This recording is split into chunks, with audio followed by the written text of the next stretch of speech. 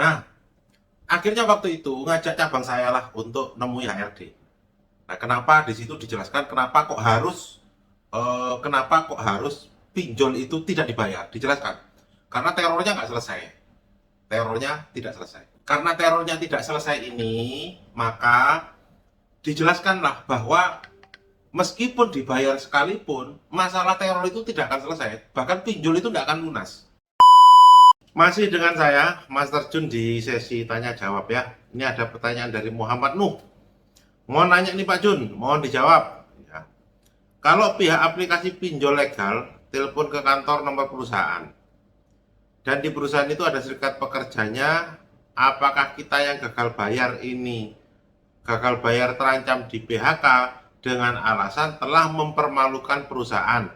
Karenanya mau dipending pembayaran berapa bulan, anggaplah itu 5-6 bulan ke depan untuk menyelesaikan tanggungan satu persatu dulu, atau sebaliknya kita masih tetap bekerja seperti biasanya. Kapan hari saya juga menemukan hal-hal seperti itu ya, jadi pernah kejadian seperti itu.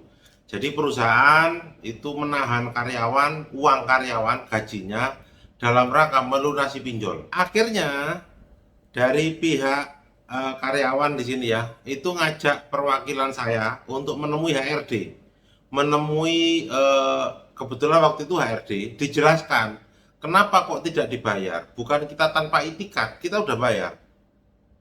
Bahkan kita kembalikan pokoknya pun tidak mau.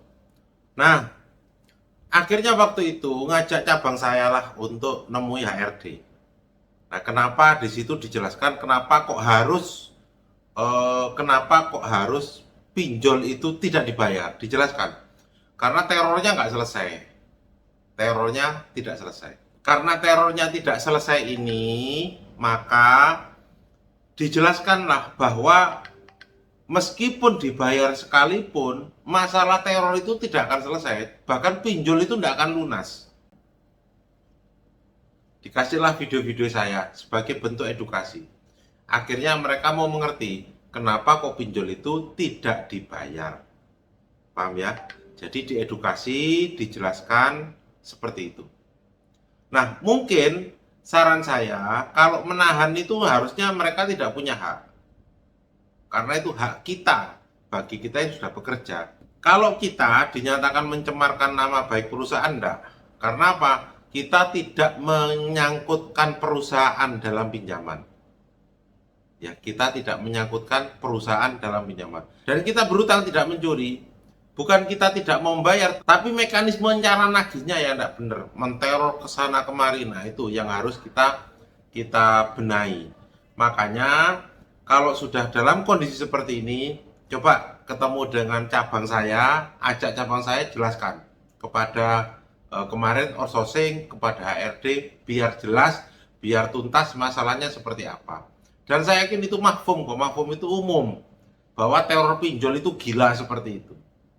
Gitu ya.